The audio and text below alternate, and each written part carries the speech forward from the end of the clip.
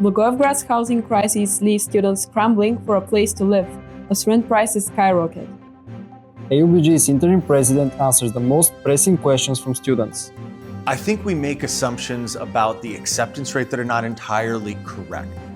Career paths for international graduates in Bulgaria. Is it even possible? Countdown to the Euro. Is it about your pocket or a sense of identity?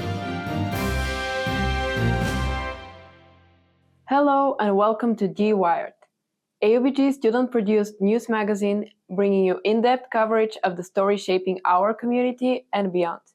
I am Gabriela Stefanova. And I am Georgi Stoyanov. We are here to bring a new kind of student journalism. Visual, engaging, and focused on the stories that matter to us and to you.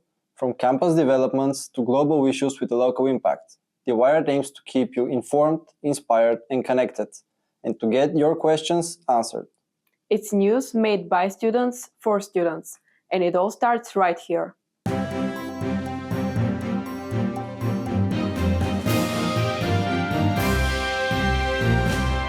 We begin our first show with the leading international story of the week, a historic peace agreement in the Middle East.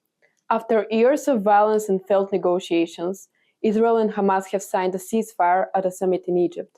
The deal includes the exchange of hostages and prisoners between the two countries. Hamas returned 20 remaining hostages to Israel, and in return Israel released 250 Palestinian prisoners, as well as more than 1,700 detained citizens from Gaza. It's being called a hopeful step towards ending one of the world's longest and most painful conflicts. But we focus on the lives of students in the West Bank, still dealing with trauma and occupation. According to the United Nations, over 80% of all buildings in the Palestinian territory remain destroyed or damaged, including universities, where students are trying to go about their education in the most extreme of circumstances.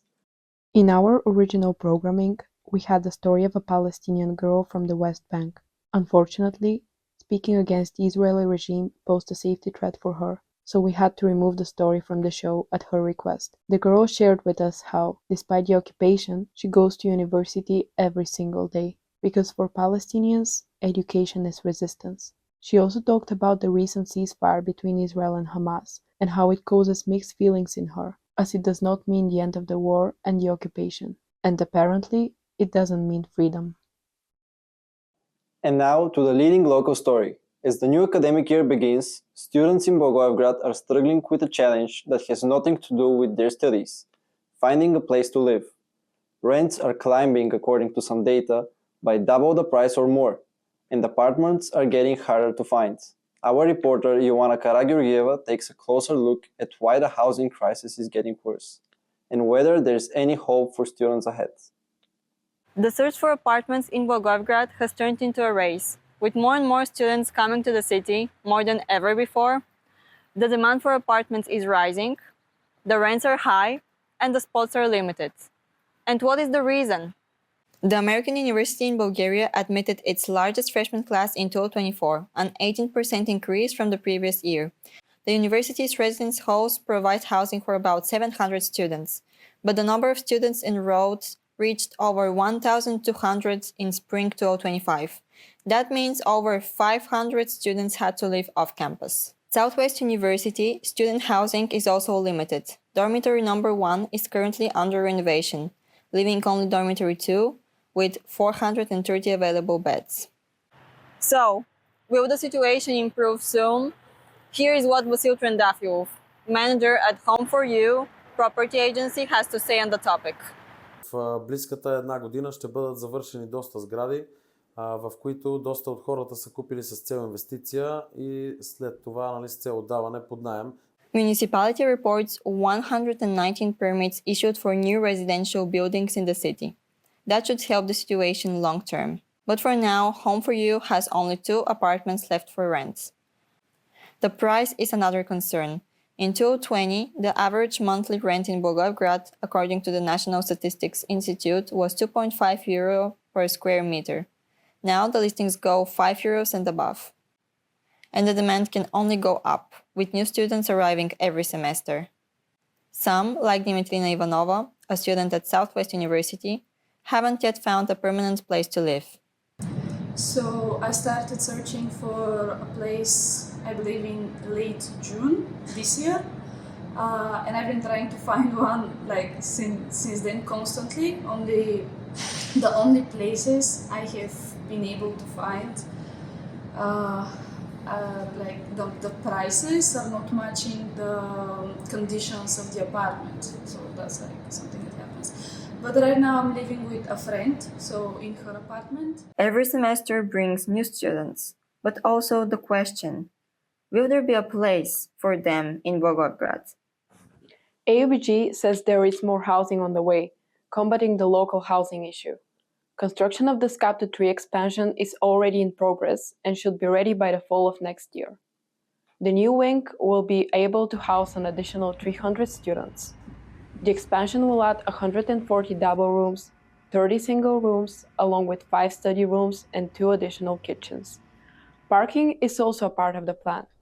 An underground garage for 41 cars and 10 outdoor parking spaces are also being planned. It is important to note that Block A will stay open during construction. The construction crew will do the loudest and heaviest work during breaks and summer months to limit disruption. Just weeks into the new semester, AUBG is adjusting to new leadership and facing big questions about its future, from campus safety to growing enrollment and decreasing international diversity. After President Margie Ensign's unexpected stepping down in the summer, Provost J.D. Mininger now leads the university as an interim president.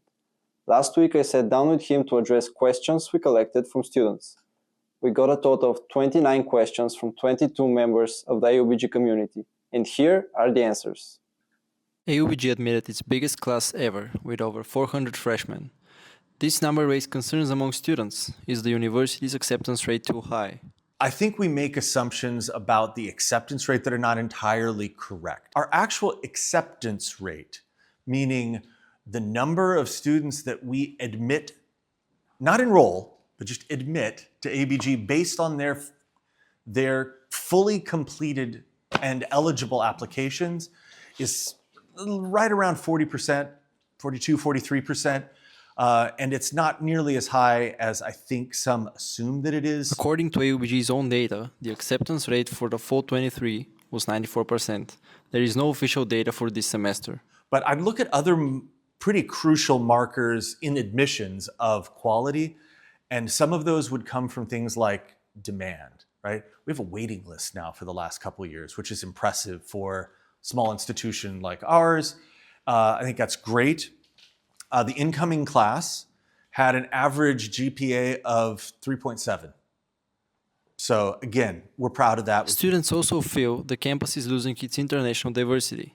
In a report from 2020, AUBG states that 35 to 40% of students are international. Just 4 years later, this number has fallen to 27%. So, straightforward answer, yes. It's definitely part of the strategic plan to continue to improve that. The challenge is how to do that quickly. We can't all of a sudden turn around and take all resources, place it over here, and then ignore the outstanding Bulgarian market, for example, that's over here. So, we have typical economic problem, infinite desires and limited resources. I mean, being an international space, whether that's, regardless of what the percentage is, that's really important to AUBG. But the most asked question, literally more than 50% of all students' questions, were about their safety. I mean, for anybody to feel like there's a lack of safety should be an immediate concern for anyone, administrator, student, staff, faculty, anybody. But maybe the other contextual point to talk about when it comes to harassment or safety on campus is we are an open campus, and clearly that is a very deliberate choice as a university to say, our campus does not have walls, fences around it, and we are open to the community, and we would wish to ideally maintain that attitude. But in terms of what we can do, your student government has set forth a goal this year to work on that a little bit, and so we want to come alongside them as a kind of collaborator, partner, and help with that, help improve safety on campus. Sexual harassment has also been a problem on campus. In a student-organized survey last semester, 13 out of 146 people from AUBG, both students and faculty, said they were sexually harassed. Most of them didn't report it, and 50% said they didn't know where to report. Yes, there have been a couple of cases of, let's say, non-AUBG people, and in fact, as far as I understand, non-Blagoevgrad people, that have been on campus and that were causing some concern. But I will also say those were handled well in terms of being able for our students were able to find building guards or trusted community members to help them address it, and then where relevant, the police were involved so that these would be taken care of as well. I think we get questions sometimes about whether or not we addressed one of these, because people haven't heard, like, well, what did you do about this or that situation that they may have informally heard about? And I would want to reassure anybody that in any situation where there's something formal like this, of course, it is taken to a panel or to the conduct committee, and we do address them. But for what I hope are clear enough reasons, whether it's GDPR or just the general sort of community sense that these are not the things that we want to be transparent that we address them, but we can't talk about the details of them. You can watch the full interview with President Mininger on our YouTube channel. This is DeWired, the show that gets your questions answered. And we will continue fact-checking the claims about enrollment. Stay tuned to our next episode where we'll dig deeper into what's behind the gap in numbers. Graduation is supposed to open new doors for students. But in Bulgaria, those doors can be shut for non-EU graduates stuck in slow visa procedures. On paper, it should take a few weeks. In reality, getting a single residence and work visa permit can drag on for 4 to 8 months. Bulgaria isn't the slowest in the EU, but it still falls far behind more efficient systems, like Germany and the Nordics, even as employers here struggle to fill jobs. Nevin Bushnakova has the story of one young professional caught in the work visa maze. For many non-EU graduates from AUBG, staying in Bulgaria is a dream, but it can be a bureaucratic challenge as well. Omar Shashmi is from Morocco and graduated from AUBG 2 years ago. To stay and work in Bulgaria, he has to apply for the single permit not just once, but every year. So you're just stuck, your hands are tied. And I can tell you that now, trying to do this for the second time, it makes you feel discouraged. I'm not going to lie. Last year, Bulgaria issued 7,064 single work and residence permits, a 64% increase from 2023. Yet despite the rise in numbers, the process remains slow and discouraging for many applicants. Like, I got the work permit, I got the visa, and once you come, you have to wait for another authorization, God knows for what, to go to the migration office and apply for the ID. But I came here, I started working for a month with no salary, no nothing, until I got my ID. Over 60% of Bulgarian companies are ready to hire non-EU workers, reflecting the country's growing demand for foreign talents, according to the Bulgarian Chamber of Commerce and Industry. Employers have been lobbying for years to simplify labor migration procedures and unblock the inflow of skilled specialists from outside the European Union. If this video is watched by any policymaker or decision maker in Bulgaria, please understand that, international workforce is actually like an asset, not a weakness. Nevin Bushnakova for DeWired. Less than 3 months before the adoption of the euro in Bulgaria, the country is divided and people have polarizing opinions on the topic. One recent study suggests that it's actually the students and young people who are mostly in support of the new currency. What is driving the conversation? Financial concern or identity crisis? Our reporter Harry Dikov has more.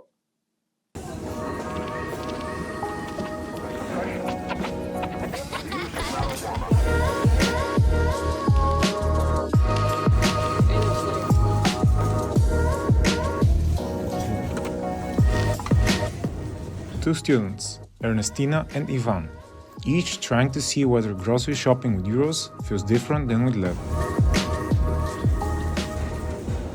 Може да се плаща с евро. Mission failed, they didn't accept the euros. So now we're going to try go in a smaller chain to see if here they're going to take euros.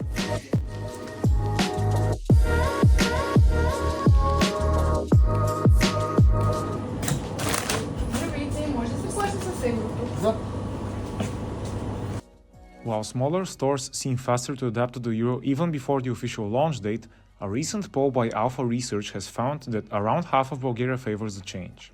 In July, support was slightly below 50%, with a little more than 45% being against it. We asked AUBG politics professor Evelyn Sardamov on how Bulgarians feel about the switch from left to euro. I think what we see now everywhere is a degree of fragmentation, some deep divisions in society, and also Bulgarian identity has changed quite significantly over the years. According to a 2024 study in Sofia University St. Clement Ohridsky, the most important driver for perceptions towards the euro currency is overall trust in institutions. The main problem I see is that still apparently there seems to be a lot of skepticism among many Bulgarians, maybe even the majority of the Bulgarian population. I think it's obvious that for younger people, they value a lot more the ability to travel around the European Union. On the other hand, even there, I think there's some significant differences related mostly to education levels. Back to our experiment. How much can you actually buy with 20 leva versus 10 euros in Blagoevgrad supermarkets? We picked a typical student shopping list: croissants, bars, energy drinks and beer. The total came to 12 leva versus 10 euros. And still, the debate continues, and so does the countdown for January 2026. From Blagoevgrad, Harry Dikov reporting. With that, we wrap up our very first episode of DeWired, AUBG student-led newscast for students by students. Make sure to subscribe to our YouTube channel and turn on your notifications so you don't miss our next show. Also, like this video and share your thoughts in the comments below. Your feedback helps us grow and bring you the stories that matter most. You can also follow us on Instagram at DeWiredAUBG for any updates, breaking news, story previews, teasers, and behind-the-scenes content from our news production process. Thank you for being a part of our first show and for supporting student journalism in AUBG. We will see you next time, right here on DeWired.